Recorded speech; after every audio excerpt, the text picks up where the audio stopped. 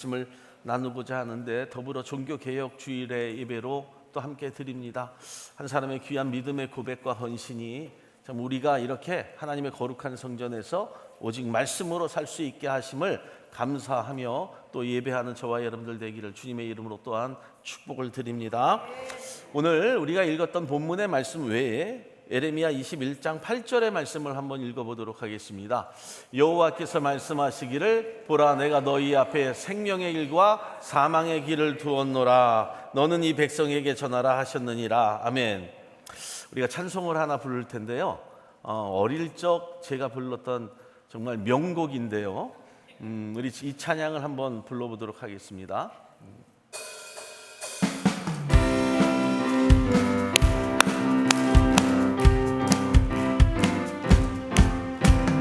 천국에 들어가는 길은 예수님뿐이지요. 황금집으로 가는 길로 예수님뿐이지요. 다른 길은 없어요. 아멘. 천국으로 가는 길은 예수님뿐이지요. 여러분, 이 찬양이 기억나세요?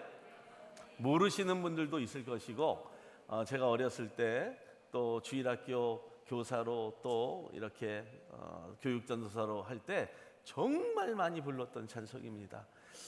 요즘은 예수 외에 다른 길을 찾는 사람들도 많은데, 예전에는요 정말 예수밖에 없다.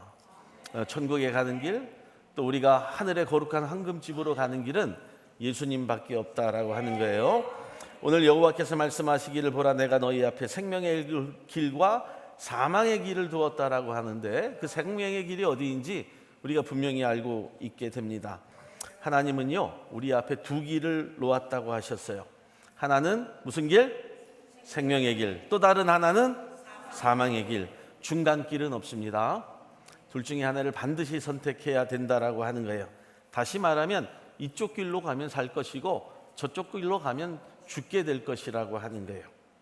여러분, 오늘 성경을 우리가 읽었는데요, 복을 받고 못 받는 길을 우리가 신앙생활이라 이야기하지 않습니다. 여러분, 우리의 신앙은 죽고 사느냐의 문제라고 하는 거예요. 우리의 생명을 살리느냐, 우리의 생명을 죽여가느냐, 우리가 영원한 나라에서 그 생명을 가지고 살아가느냐, 영원한 지옥불에서 꺼지지 않는 데서 어렵게 그 생명을 가지고 살아가느냐라고 하는 거죠. 그 길을 선택하는 사람도요, 여러분, 두 사람입니다. 세 사람이 아니에요. 우리는 많은 다수의 사람이 있는 것 같아도 두 사람으로 사는 거예요. 하나는 생명길을 선택하는 사람, 하나는 저주와 사망의 길을 선택하는 사람, 두 사람뿐이라고 하는 거예요. 어떤 길을 통하여서 사람의 보기에 바르나 필경은 사망의 길이다라고 이렇게 말씀하거든요. 사망의 길을 선택하는 사람과 생명의 길을 선택하는 사람. 왜 그럴까요? 사람들의 눈에는 어느 길이 생명의 길이고 어느 길이 사망의 길인지 잘 분간이 되지 않기 때문에 그렇습니다. 옛 어른들의 말에 아는 길도 물어가라 라고 했어요. 요즘은 그 말이 맞지 않아요. 예전에는 길이 많지 않았으니까 이런 아는 길도 물어갑니다. 요즘은 길이 수없이 나 있어요. 그래서 자기가 경험한 길, 자기가 생각하는 길을 가르쳐주게 되죠. 그런데 이 사람 저 사람 붙잡고 물어보면요, 혼란이 더 옵니다. 사람마다 대답이 각각 제각각이라고 하는 거예요. 여러분, 차에 내비게이션을 켜고 가더라도요, 내가 아는 길과 내비게이션이 가르쳐주는 길이 틀려요. 결국 누가 결정하는 거예요? 내가 결정하는 거예요. 선택에 대한 책임은요, 자신이 질 수밖에 없다는 것을 말씀해 주고 있죠. 길을 잘못 가르쳐준 내비게이션에 따져봐야 소용이 없어요. 무슨 소용이 있습니까? 내비게이션은 책임이 없잖아요. 사람도 마찬가지입니다. 내가 어느 사람에게 물어봐야, 여러분, 그 사람이 잘못 가르쳐준 길에 대해서 따질 이유가 전혀 없다라고 하는 거예요. 왜? 내가 선택했으니까. 이제 오늘 우리는 선택의 기로에 서 있습니다. 어느 길을 선택하겠어요? 어느 길을 선택하시겠어요? 생명의 길을 선택해야죠. 자신들의 생각대로 이 길이 생명의 길이고 이 길이 복받는 길이라고 하면서 세상은 여러분들을 자꾸 끌어당길 거예요. 그러나 그때 단호하게 예수 그리스도의 길을 선택하는 저와 여러분들 되기를 예수의 이름으로 축복을 드립니다. 그렇다면 우리는 이 말씀 속에서 어떤 교훈을 받을 것인가? 첫째는요, 사람을 믿고 하나님에게서 떠난 사람은 생명을 얻지 못한다는 거예요. 즉 저주를 받는다는 거예요. 여러분 잘 들으셔야 돼요. 하나님에게서 떠난 사람은 복을 못 받는 문제가 아니라 저주와 사망을 받는다는 거예요. 5절의 말씀을 보면 이렇게 말씀을 합니다. 나 여호와가 이같이 말하노라. 무릇 사람을 믿으며 혈육으로 그 권력을 삼고 마음이 여호와께서 떠난 그 사람은 무엇을 받을 것이다? 예, 분명히 말씀하고 있잖아요. 마음이 여호와에게서 떠난 사람은 복을 받지 못하는 것이 아니라 이런 사람은 아예 저주를 받는다고 이야기하고 있어요. 그런데 우리가 자꾸 망각하고 살아요. 그죠? 복 받지 못하는 것으로 치부해 버린다는 거예요. 여러분 사람을 믿지 말라는 말도 아닙니다. 요새 도무지 믿을 사람이 없다고 하지만 사실 믿는 사람에게 또 발등 찍히는 일도 있기는 합니다. 그렇지만 그런 뜻으로 이 말씀을 하신 것은 결코 아닙니다. 성경은 이렇게 말씀하세요. 신명기 28장 1절로 2절의 말씀에 이렇게 말씀하는데요. 우리 다 같이 읽어볼게요. 시작. 내가 내 하나님 여호와의 말씀을 삼가 듣고 내가 오늘날 내게 명하는 그 모든 명령을 지켜 행하면 내 하나님 여호와께서 너를 세계 모든 민족 위에 뛰어나게 하실 것이라. 내가 내 하나님 여호와의 말씀을 순종하면 이 모든 복이 내게 임하며 내게 미치리라. 아멘. 사랑하는 여러분, 성경은 사람보다 하나님의 말씀을 순종하고 지킬 때 그 복이 임한다라고 하는 약속을 분명히 말씀해 주고 있죠. 사랑하는 여러분, 그래서 말씀에 순종하는 것이 복을 받는 비결임을 성경이 말씀하고 있는 거예요. 잠언 3장 5절로 6절의 말씀을 보면 이렇게 말씀을 합니다. 너는 마음을 다하여 여호와를 의뢰하고 내 명철을 의지하지 말라. 너는 범사에 누구를? 그를 인정하라. 그리하면 내 길을 지도하시리라.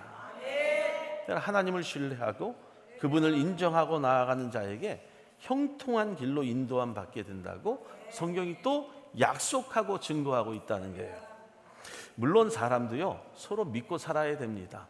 교회 안에서 성도끼리, 목회자와 어떤 성도끼리 믿지 못하면 되겠어요?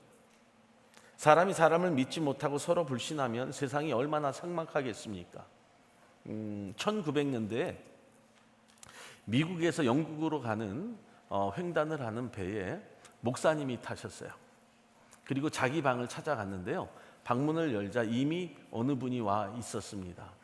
그분을 보자 그때부터 마음이 불안해지기 시작을 했어요.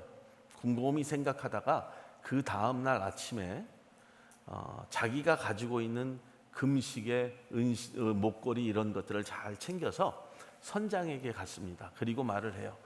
선장님, 내가 보통 이런 이야기를 잘 안 하는데요. 같은 방에 있는 사람이 좀 불안합니다. 내가 배에서 내릴 때까지 이 물건을 좀 보관해 주십시오라고 이렇게 이야기를 했어요. 그랬더니 선장이 선뜻 네 목사님 알겠습니다. 그렇게 하도록 하겠습니다. 그리고 돌아서는 목사님에게 한마디 하는 거예요. 그런데 목사님, 어제 저녁 때 같은 방에 있는 사람이 왔습니다. 똑같이 그 사람도 금시계와 은목걸이를 맡겼더라고요.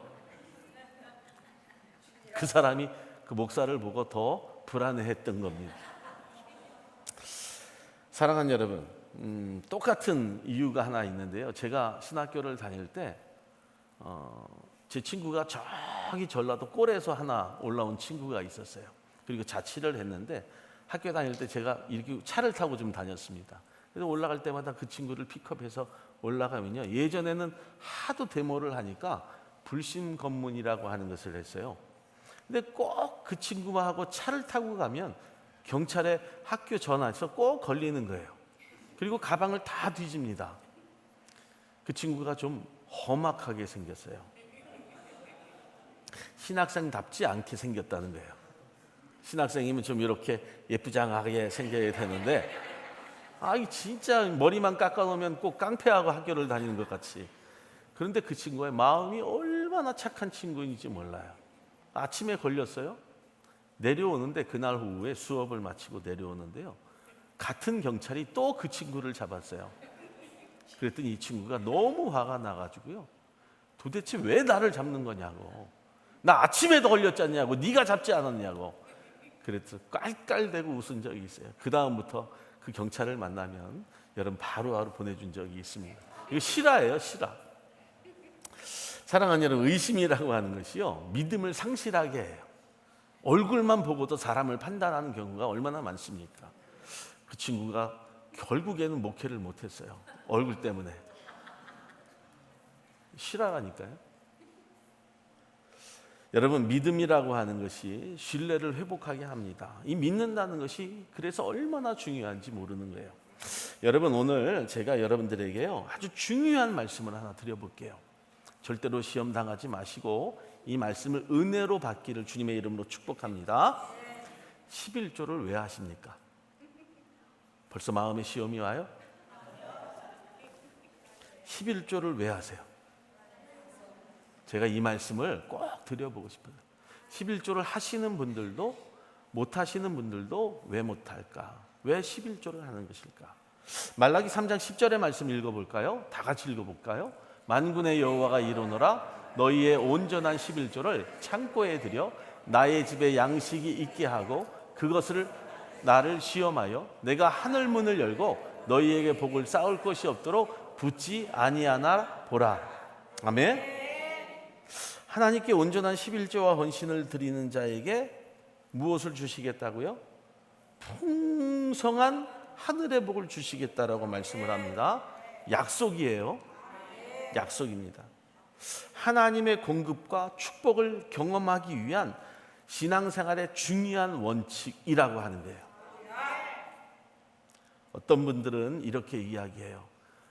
그렇게 이야기할 때 하늘의 복을 주실 것이야, 그래서 난 11조를 해 라고 한다면, 어떤 분들이 이렇게 얘기합니다. 그런 걸 생각하지 말고 해야지. 그런 것까지 생각을 하고 무슨 11조를 하는 거야, 무슨 헌금을 하는 거야, 그런 생각을 왜 하고 드립니까? 라고 이렇게 따지는 분들이 가끔 있어요. 신앙이 굉장히 좋죠. 그런데요, 아니에요. 아닙니다. 전 축복받으려고 해요. 솔직히 전 축복받으려고 합니다. 여러분, 성경이 하나님이 복 주시겠다고 하는데 여러분들이 뭔데 마다를 하세요? 아니, 저 사람이 누군데 그 축복을, 왜 내 축복을 가로채려고 해요? 저는요, 목사여서가 아니라 평생을 그렇게 살았더니 하나님이 복 주셨어요. 목사였으니까 축복받았다? 그럼 여러분 목사 되시면 되잖아. 성경대로 축복받고, 여러분 정말 저는 그 축복도 지금도 받고 살고 있고요. 앞으로도 받고 살 거예요. 그런데 많은 사람들이요, 이 온전한 11조를 드리면 축복받는다는 사실을 믿지 못하는 거예요.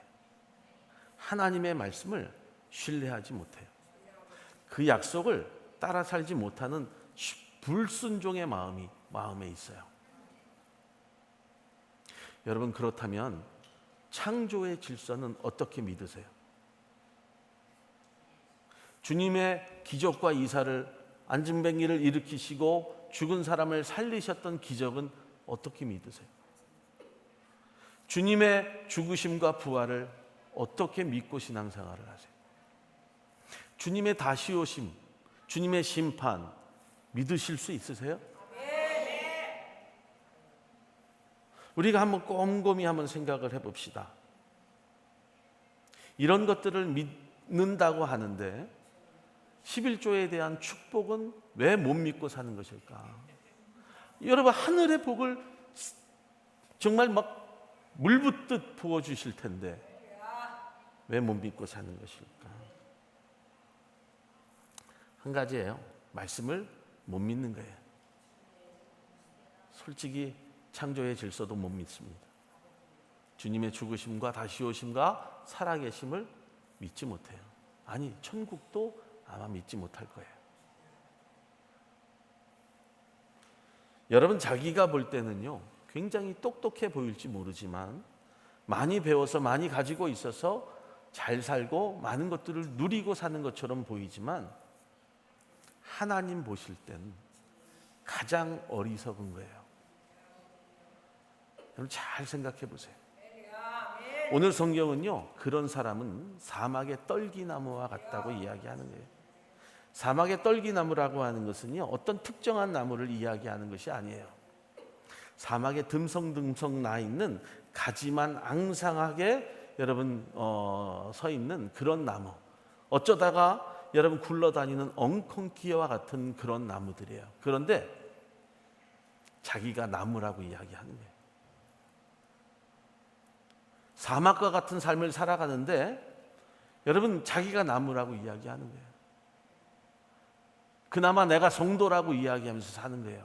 아, 나는 교회를 다니니까 신자라고 이야기하는 거예요. 이미 나는 사막과도 같은 그런 상황 속에서 가시떨기나무 같은 그런 자의 삶을 살고 있으면서도 나는 하나님의 백성이고 나는 하나님의 자녀고 나는 하나님께서 거룩하게 구원받게 하여 주신 하나님의 자녀라고 이렇게 고백을 하며 사는 거예요. 여러분들이 신앙의 모습을요, 하나하나 따지고 보면서 곰곰이 생각을 해보세요. 내가 하나님의 약속을 정말로 얼마만큼 믿고 살아가고 있느냐를 생각해 보라는 거예요. 사랑하는 여러분, 누구를 믿고 사십니까? 누구를 의지하고 살아가세요? 구름과 같은 것들, 지푸라기와 같은 것들을 믿고 하나님께서 떠난 사람은요, 불쌍한 사람이에요. 분명히 알기를 예수의 이름으로 축원합니다. 저주받지 마세요. 여러분, 하나님께서 주신 생명의 길을 선택할 수 있는 저와 여러분들 되기를 주님의 이름으로 축원을 드려요. 두 번째로요, 하나님을 의지하고 사는 사람은 복받은 사람이들이다. 반대의 말씀이라고 하는 거예요. 여러분, 오늘 7절에 나오는 말씀을 보면 그러나 무릇 여호와를 의지하며 여호와를 의뢰하는 그 사람은 복을 받을 것이라 라고 말씀하고 있거든요.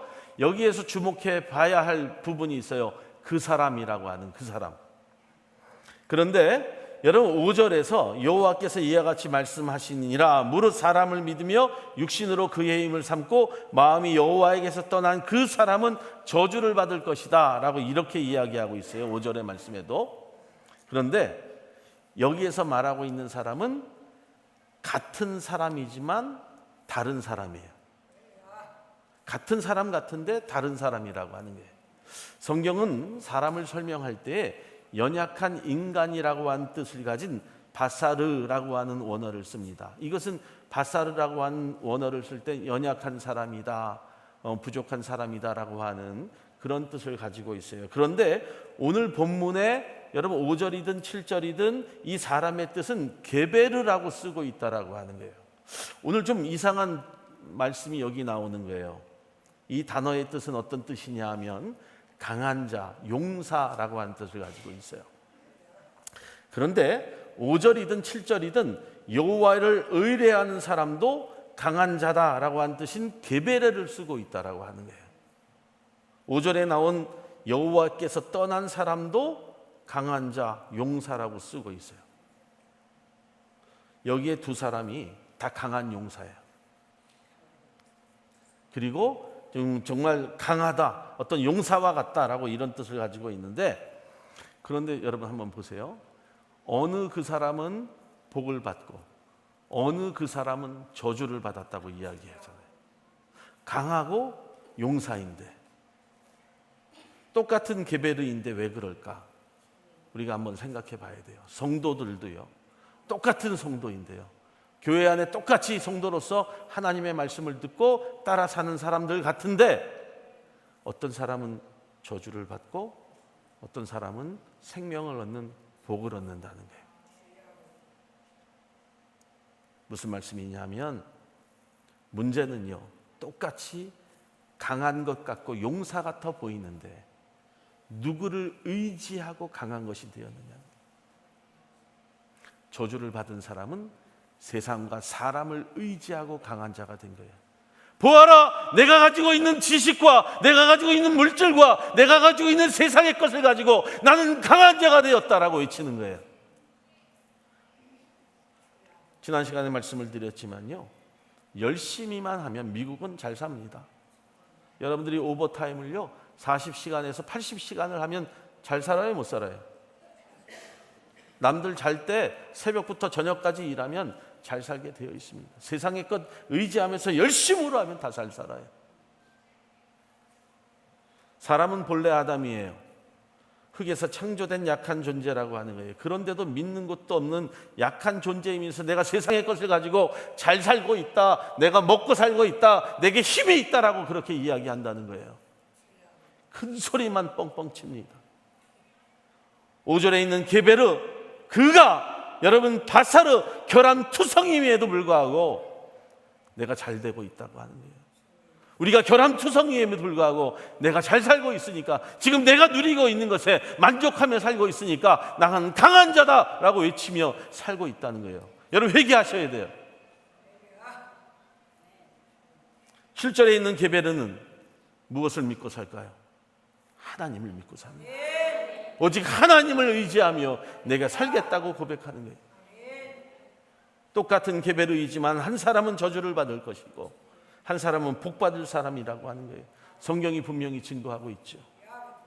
여러분, 하나님에게 뿌리를 내린 자는 이러한 축복을 받습니다. 에레미야 17장 8절의 말씀 다 같이 읽습니다.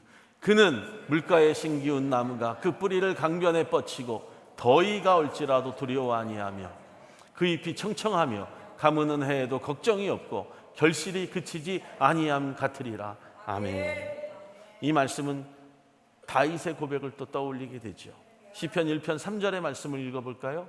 그는 시냇가에 심은 나무가 시절을 쫓아 가시를 맺으며 그 잎사귀가 마르지 아니함 같으니 그 행사가 다 형통하리로다. 똑같은 말이에요. 똑같은 말. 시편 기자는 시절을 쫓아 가시를 맺으며 잎사귀가 마르지 않은 같은 사람이라고 그 누구라고 말하고 있는 거예요. 사랑하는 여러분, 시편 1편 2절과 2절의 말씀에도 이렇게 말씀하지요. 그 사람이 어떤 사람이라고요? 복 있는 사람은 악인의 길을 좇지 아니하며 죄인의 길에 서지 아니하며 오만한 자의 자리에 앉지 아니하고 오직 여호와의 율법을 즐거워하며 그 율법을 주야로 묵상하는 자로. 답이 나왔죠? 하나님을 의뢰하는 자가 어떤 자인지가 답이 나오지 않습니까? 성경이 이야기하는 대로 말씀하면 돼요. 그는 물가에 심기어진 나무라는 거예요. 즉 하나님께 심기어진 나무라는 거예요. 하나님께 뿌리를 뻗친 나무가 살 수밖에 없다는 거예요. 오해하거나 착각하지 마세요. 물가에 심겨진 나무라 해도 여러분 더위가 오지 아니하고 가무는 해가 없다라고 말하는 것이 결코 아니지 않습니까? 다른 나무들과 같이 똑같이 더위가 오고 가뭄도 온다는 거죠. 그러나 더위를 이길 수 없어요. 하나님에게 뿌리를 내리지 못한 자는. 그러나 저와 여러분들은 그 가뭄을 견딜 수 있고 더위를 이길 수 있는 거예요. 이것이 다르다라고 하는 거예요. 하나님을 믿고 하나님을 의지하고 사는 사람이라고 해도 더위가 없고 가뭄이 없다는 것도 아니지 않습니까? 이스라엘 땅에 3년 6개월 동안 비가 내리지 않았어요. 그리고 이슬이 그쳤습니다. 그런데 엘리야의 집에도 비와 이슬이 그쳤어요. 우리가 하나님을 믿고 하나님을 의지하고 살아도 우리에게 비와 이슬이 그칠 때가 있어요. 그렇지만 그때 하나님이 엘리야를 그리시네가로 보내시고 까마귀를 보내시면서 여러분 떡과 고기를 물어다 주게 하셨고 그 시냇물을 마시게 했다라고 하는 거예요. 비록 저와 우리 사랑하는 성도들의 삶 가운데 어쩌면 더위가 오는 그런 삶을 살 수도 있습니다. 특히 텍사스의 더위처럼 정말 무더울 수 있어요. 조금만 나가도 목이 마르고 숨이 가쁠 수 있습니다. 기근이 찾아올 수 있어요. 그런데 그 더위는 누구에게나 똑같다라고 하는 거예요. 그러나 우리가 다른 것이 있죠. 바로 하나님을 의지하며 사는 자들이다라고 하는 것. 하나님이 우리와 함께 하시기 때문에 더위가 올지라도 우리는 승리할 수 있고 두려워하지 않을 수 있다는 것이고, 언제나 입이 그 청청하다라고 이야기하고 가무는 해가 우리 가운데 있다 할지라도 걱정이 없다라고 하는 거예요. 결실이 그치지 않습니다. 그런데 여러분, 이것은 나의 재주로 이루어진 것이 아니라 하나님을 의지하고 살 때 하나님이 나에게 주신 축복이라고 하는 거예요. 할렐루야. 어떤 남녀가 사랑하기를 작정했습니다. 그리고 이렇게 이야기를 해요. 힘든 일이 있을 때마다 서로 의논하자. 어려운 일이 있으면 말을 해서 서로 헤쳐나가자. 그런데 이 남자가 생각을 했어요. 어려움을 이야기하면 공연히 이 여자의 마음을 아프게 하는 것은 아닐까라고 이렇게 염려를 했습니다. 그런데 이 남자에게 점점 어려움이 다가왔어요.